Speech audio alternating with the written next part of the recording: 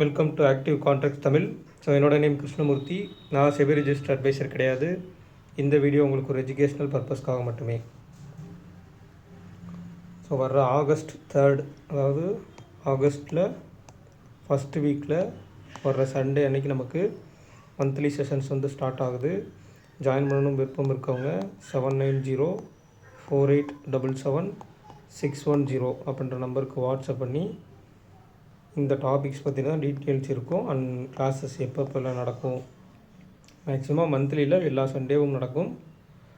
Maximum 4 sessions தான் இருக்கும். இந்த 4 செஷன்ஸில் நம்ம என்ன சொல்லி கொடுத்துட முடியும் அப்படின்னு கேட்டிங்கன்னா, இந்த எல்லா டாப்பிக்லேயும் ஒரு வீக் டு வீக் வந்து நம்மளுக்கு ஒரு 2 டாபிக் எடுப்போம். ஸோ அந்த 2 டாப்பிக்லேயும் பார்த்துட்டு அதில் உள்ள ஹிண்ட்ஸை வந்து அடுத்த வாரம் நம்ம பார்க்குற மாதிரி இது ஒரு வீக் பார்ப்பீங்க. அப்புறம் இதையும் ஜாயின் பண்ணி இன்னொரு வீக்கு, அப்புறம் 3rd வீக்கில் இதையும் ஜாயின் பண்ணி பார்க்குற மாதிரி இருக்கும். அப்புறம் ஓவரால் நம்ம 4th வீக்கில் இப்போ நீங்கள் ஜாயின் பண்ணி பார்த்ததெல்லாம் எல்லா கான்செப்டையும் நீங்கள் வச்சு பார்க்குறதுல ஓவரால் நம்ம ஸ்ட்ராட்டஜி 0 to ஹீரோ இன்ட்ராடே பொசிஷனலாக எப்படி ஒர்க் ஆகுது அப்படின்றதெல்லாம் நம்ம பார்ப்போம். சரிங்களா? விருப்பம் உள்ளவங்க மட்டும், யாருமே நான் கம்பல் பண்ணல, விருப்பம் இருக்கவங்க மட்டும் அதில் ஜாயின் பண்ணி நீங்கள் வந்து லேர்ன் பண்ணிக்கலாம். ஸோ நம்ம பொதுவாக நம்ம மார்க்கெட் சினாரியோவில் சொல்கிற ஒரு விஷயம், அதாவது ஹை டு லோன்னு முடித்து ஒரு நெகட்டிவில் முடிச்சிட்டாங்கன்னா, ஒரு மார்க்கெட் வந்து ஒரு நெகட்டிவில் முடிச்சிருக்காங்க அப்படின்னா, அடுத்த நாள் ஓப்பனுக்கு கீழே அண்ட் ப்ரீவியஸ் க்ளோஸ்க்கு கீழே அண்ட் எஸ்டர்டே லோவுக்கு கீழே, இதுக்கு எல்லாத்துக்கும் கீழே வந்து அண்ட் நம்மளுக்கு ரேஞ்ச் இன்னும் இல்லை, ரேஞ்சும் எக்ஸ்டென்ஷன் ஆகுது அப்படின்ற பட்சத்தில் என்ன பண்ண போகிறாங்க, ஃபர்தராக கீழே நெகட்டிவாக போவாங்க. அப்போ இந்த இடத்துல இன்றைக்கி என்ன ஆயிருக்குன்னு கேட்டிங்கன்னா, அதே மாதிரி திருப்பி வந்தால் நம்ம என்ன சொல்லியிருக்கோம், இந்த ஹை டு லோ என்ன இருக்கோ, க்ளோஸ் என்ன இருக்கோ, இதில் வந்து மிட்டுக்கு மேலே ஓப்பன் ஆகிட்டு ஓப்பனுக்கு மேலே சஸ்டெயின் ஆனால் தான் என்ன பண்ணுவாங்க, ஃபர்தராக மேலே போகிறதுக்கு சான்சஸ். அப்போ இன்றைக்கி நிறைய பேர் கேட்டிருந்த கொஸ்டின், இடையில நேற்றுக்கு லைவில் கேட்டிருந்ததும் சரி, இன்றைக்கி கேட்டிருந்ததும் சரி, மார்க்கெட் வந்து மேலே போகுமான்றதுக்கு நான் மேக்ஸிமம் வந்து எஸ்டர்டே ஹையை வந்து கட் பண்ணுறதுக்கு சான்சஸ் கம்மி, இதுக்குள்ளே ஓப்பன் ஆகிட்டா ஆகும். அப்போ இன்றைக்கி என்ன ஆயிருக்காங்கன்னா, ஓப்பன் அப்படின்றது 25,000க்கு மேலே வச்சுட்டு அகைன் என்ன பண்ணியிருக்காங்க, கீழே வந்திருக்காங்க.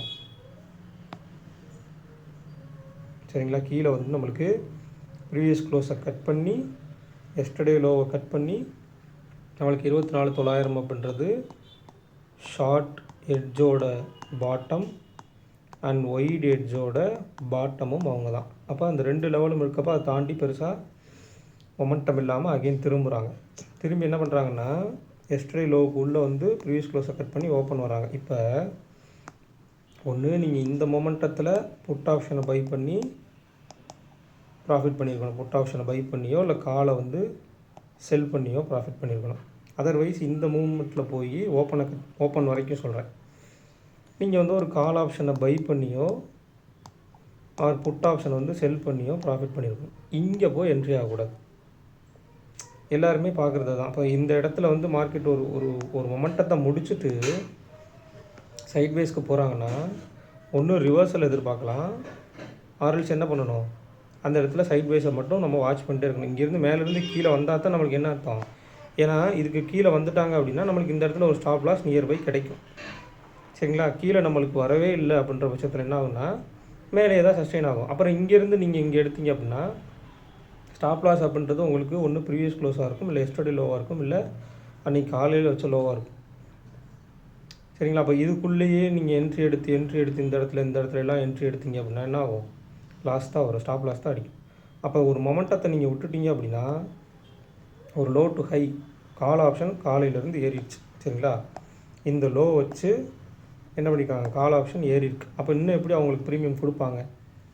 அதுவும் இல்லாமல் நேற்றுக்கு ஒரு நெகட்டிவ் சினாரியோ, அப்போ எஸ்டர்டே ஹையை கட் பண்ணுறதுக்கு சான்ஸ்ன்றது கம்மின்னு நம்ம சொல்லிட்டோம். அப்போ எப்படி திருப்பி போய் ஹையை கட் பண்ணுற வரைக்கும் நம்மளுக்கு மேலே போய் நம்மளுக்கு மொமெண்டம் கொடுப்பாங்க? சான்ஸ் கம்மி. ஏன்னா எங்கேருந்து ப்ரீமியம் ஏறி இருக்குன்னு பார்க்கணும். கால் ஆப்ஷனுக்கு இந்த லோவிலேருந்து ஏறி இருக்குது அப்படின்னா, சரிங்களா, லோவிலேருந்து ஏறிக்குன்னா ஆல்மோஸ்ட் அவங்களுக்கு ப்ரீமியம் கொடுக்கப்பட்டிருக்கும். சரிங்களா? ப்ரீமியம் கொடுக்கப்பட்டதை வந்து மறுபடியும் இன்னமும் கொடுப்பாங்கன்னு எப்படி நம்ம எதிர்பார்க்க முடியும்?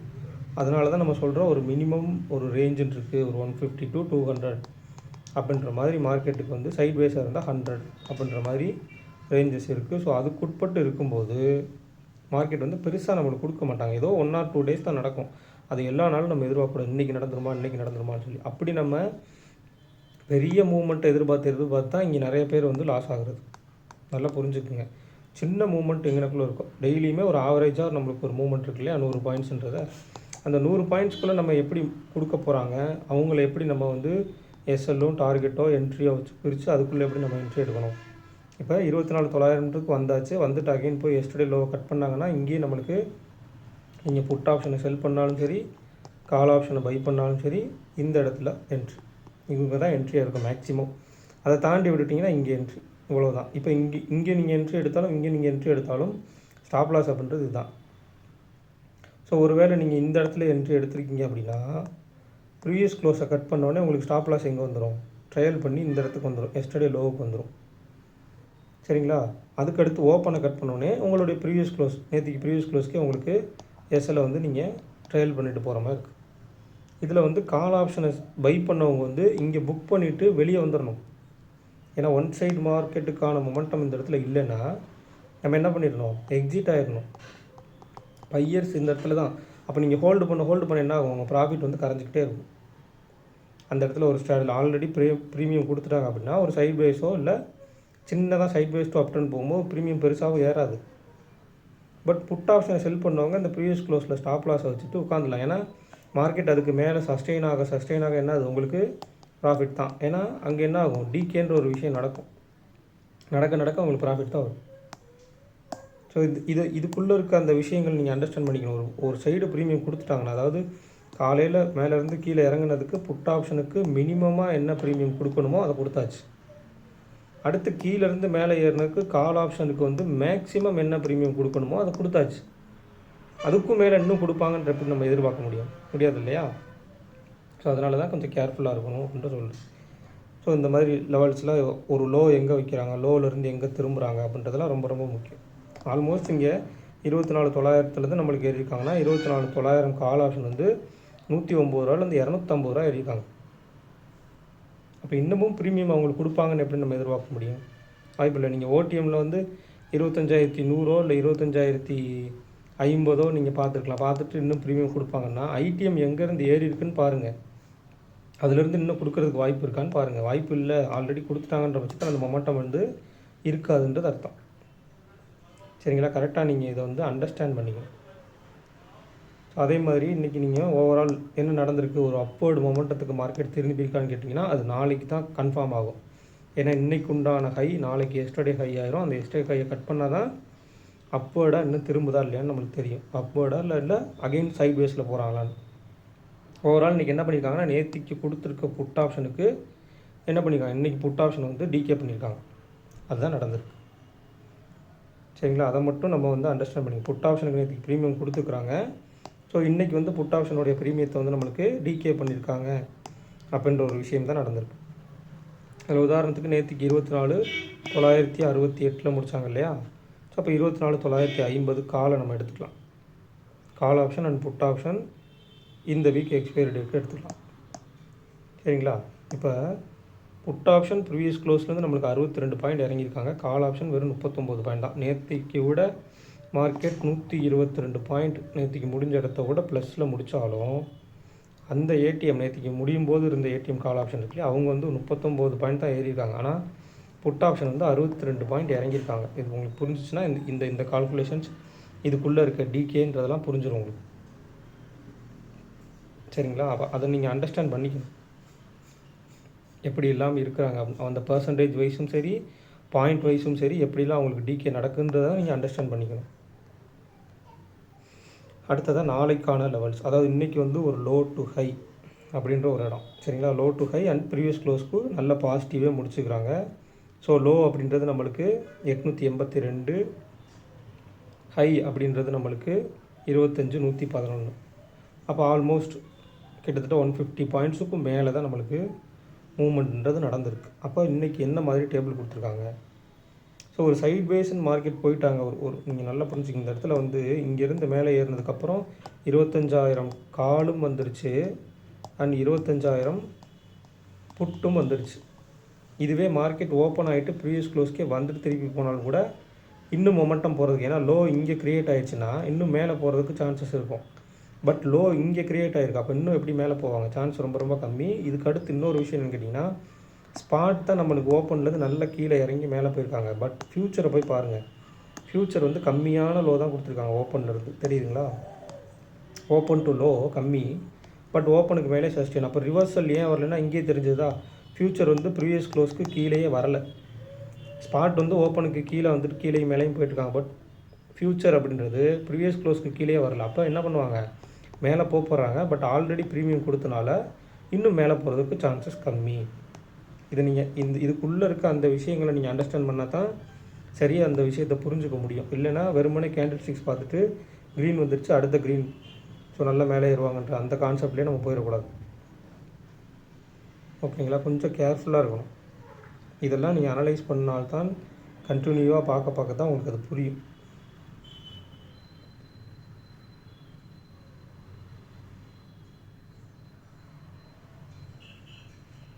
ஸோ அடுத்ததாக வந்து நம்மளுக்கு இன்னைக்கு க்ளோசிங் ப்ரீமியத்துக்கு என்ன கொடுத்துக்கிறாங்க, என்ன மாதிரி டேபிள் அமைஞ்சிருக்கு, ஸோ அதை வச்சு நாளைக்கு எப்படிலாம் லெவல்ஸ் இருக்கிறதுக்கு சான்சஸ் அப்படின்றத நம்ம பார்க்கலாம். ஸோ ஆல்மோஸ்ட் நம்மளுக்கு 25,090 நியர்பை 25,100 நம்மளுக்கு முடிச்சுக்கிறாங்க. அப்போ 100 முடிச்சிருக்காங்க, அதாவது 25,090 முடிச்சிருக்காங்கன்னா மேலே இருக்கக்கூடிய கால் ஆப்ஷன் அப்படின்றது 25,100. சரிங்களா? அப்போ அதுக்கு கீழே இருக்கக்கூடிய புட் ஆப்ஷன் நம்ம 6 ஸ்ட்ரைக் ப்ரைஸ் 1 2 3 4 5 6. இப்போ இவங்களை வால்யூம் வைஸ் வேல்யூ வைஸ் எடுத்துட்டிங்க அப்படின்னா 25,050 இருக்குது.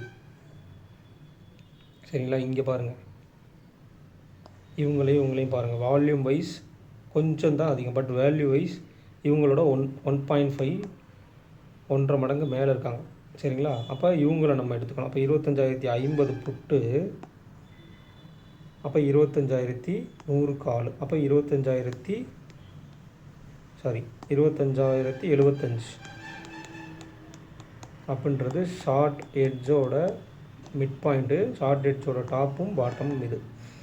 அதுக்கடுத்ததை நம்மளுக்கு ஒய்டராக நீங்கள் எடுத்துக்கிட்டீங்க அப்படின்னா 24,900 டு 25,200. 24,900 ரொம்ப கம்மியாக இருக்கக்கூடிய புட் ஆப்ஷன், 25,200 அப்படின்றது நம்ம அவங்கள எடுக்க மாட்டோம். ஸோ 25,100 அப்படின்றது நம்மளுக்கு ஒய்டராக இருக்கக்கூடிய, அப்போ அவங்களுடைய மிட் பாயிண்ட் நம்மளுக்கு 25,000 அப்படின்னா அதுக்கும் மேற்பட்டு தான் மார்க்கெட் இருக்காங்க. அப்போ ரேஞ்ச் இந்த இடத்துல நம்மளுக்கு எப்படி பில்ட் ஆகுதுன்னா மேலே ஒரு ஸ்ட்ராங்கிள், ஸோ அந்த ஸ்ட்ராங்கிளையே நம்ம பேஸ் பண்ணி எடுத்துக்கலாம்.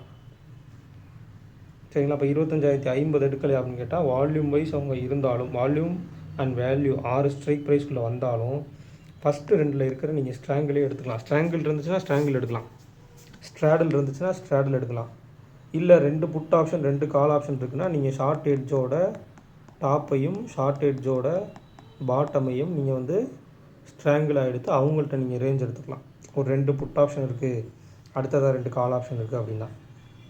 அப்போ 25,000 புட் ஆப்ஷனுடைய க்ளோஸ் வந்து 52, காலுடைய க்ளோஸ் 96. அப்போ 25,196 கீழே 24,948 அப்படின்றது ஷார்ட் ரேஞ்சுடைய டாப் அண்ட் பாட்டம்.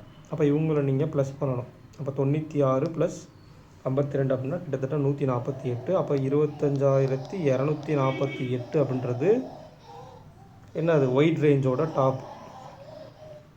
அப்போ 148 நீங்கள் மைனஸ் பண்ணிங்க அப்படின்னா 24,852 அப்படின்றது ஒயிட் ரேஞ்சோட பாட்டம். இப்போ ஒயிட் ரேஞ்சோட பாட்டம் இல்லை ஷார்ட் ரேஞ்சோட பாட்டம்க்குலாம் வருவாங்க அப்படின்னு கேட்டிங்கன்னா சான்சஸ் கொஞ்சம் கம்மி தான். ஏன் அப்படின்னு கேட்டிங்கன்னா நம்மளுக்கு ஆல்மோஸ்ட் இந்த இடத்துல ஒரு பாசிட்டிவ் நோட்டில் முடிஞ்சிருக்கு.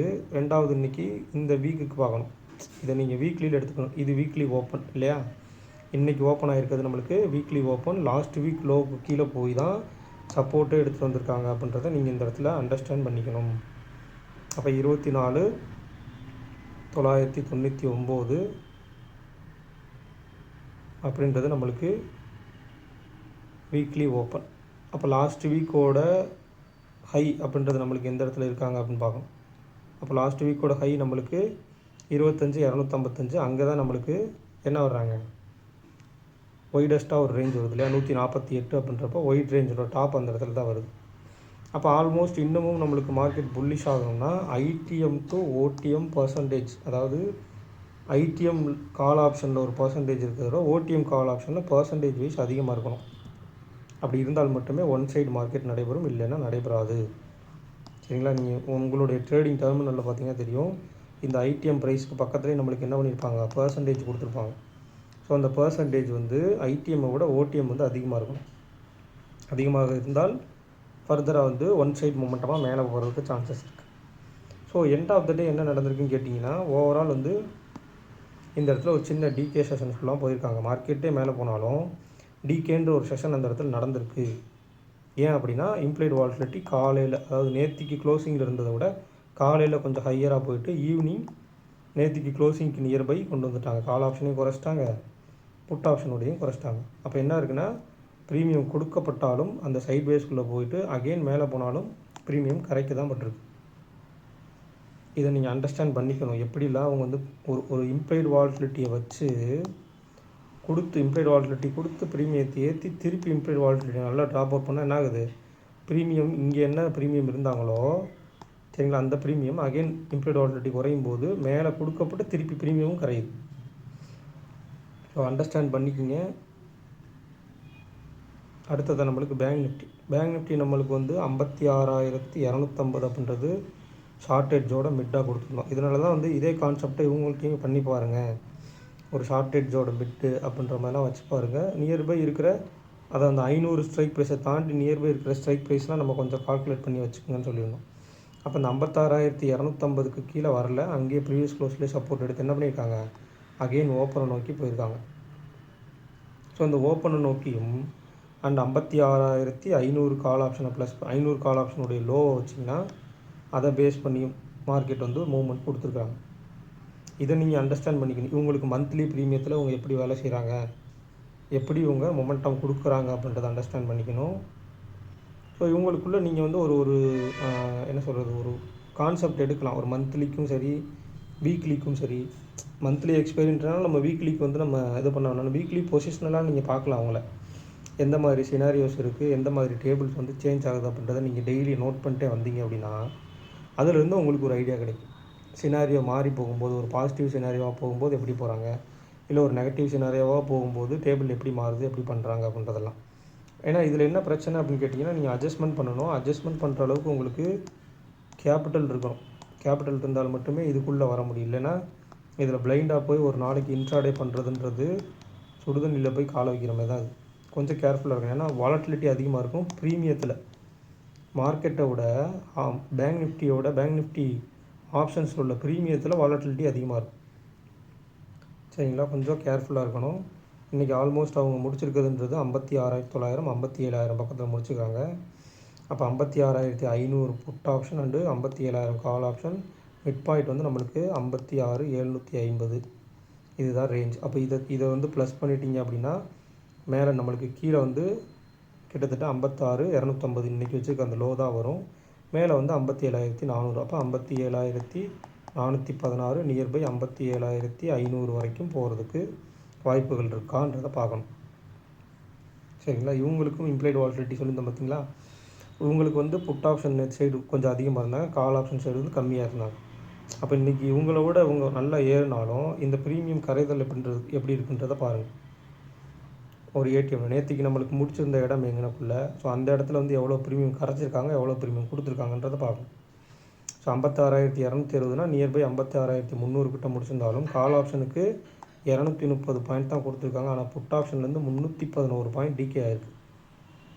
புரியுதுங்களா. கிட்டத்தட்ட 80 பாயிண்ட் இவங்களோட அதிகமாக டிகே ஆகிருக்கு. மார்க்கெட் இன்னும் நல்ல ப்ளஸில் முடிஞ்சாலும் ஸோ கேர்ஃபுல்லாக இருக்கணும். இவங்க சைடில் இன்னமும் கால் சைடு கம்மியாக தான் இருக்குது, புட் சைடு அதிகமாக இருக்குது. சரிங்களா. அப்போ இதில் கொஞ்சம் கால்குலேட் பண்ணி பார்க்கணும். இவங்க எந்த பக்கம் இம்ப்ளைட் வாலட்டிலிட்டி வச்சுருக்காங்க, அதுக்கு நிஃப்டி எப்படி கான்ட்ரடிக்ஷனாக வச்சுருக்காங்க. அப்போ இவங்கள்ட்ட வந்து இதில் ஒரு பேர் ட்ரேடிங் சொல்லுவாங்க. அதாவது நிஃப்டி வந்து ஒரு பையோ இல்லை பேங்க் நிஃப்டி வந்து செல்லோ அந்த மாதிரி ஹெட்ஜ் பண்ணி பண்ணுவாங்க. அந்த கான்செப்டும் இதில் இருக்குது. அதுலலாம் நீங்கள் கேபிட்டல் அதிகமாக வச்சுருக்கவங்க கொஞ்சம் அதை ரிசர்ச் பண்ணி அதை வந்து கொஞ்சம் டேட்டாஸ் எடுத்து பண்ணிங்க அப்படின்னா என்ன சொல்கிறது, ஒரு கணிசமான லாபம் அப்படின்றத ரெகுலராக எடுக்கிறதுக்கு வாய்ப்புகள் அமையும். ஏன்னா ஒரு சைடு நம்ம பையில் இருப்போம், இன்னொரு சைடு செல்லில் இருப்போம். அதுவே ஆல்மோஸ்ட் நம்மளுக்கு ஹெட்ஜாக மாறிடும். சரிங்களா. ஹெட்ஜாக மாறும்போது நம்மளுக்கு மினிமலாக ஒரு ப்ராஃபிட் ஓரளவுக்கு கன்வீனியண்ட்டாக கிடைக்கும். ஸோ இந்த ஸ்ட்ராட்டஜி அதாவது இந்த இதில் நிஃப்டி பேர் அப்படின்னு சொல்லுவாங்க, நிஃப்டி பேங்க் நிஃப்டி பேர். இந்த ஸ்ட்ராட்டஜி உங்களுக்கு வேணும் அப்படின்னா கீழே கமெண்ட்டில் சொல்லுங்கள். நம்ம கூடிய சீக்கிரம் ஒரு வீடியோவை தனியாக செப்பரேட்டாக ஒரு வீடியோவை பண்ணி நம்ம அதை வந்து அப்லோட் பண்ணுறதுக்கு ட்ரை பண்ணுவோம். ஸோ இந்த வீடியோ பிடிச்சிருந்துச்சி அப்படின்னா லைக் பண்ணுங்கள், ஷேர் பண்ணுங்கள், சப்ஸ்கிரைப் பண்ணுங்கள். மறக்காமல் உங்கள் கருத்துக்களை வந்து கமெண்ட் செக்ஷனில் கமெண்ட் பண்ணுங்கள். நன்றி, வணக்கம்.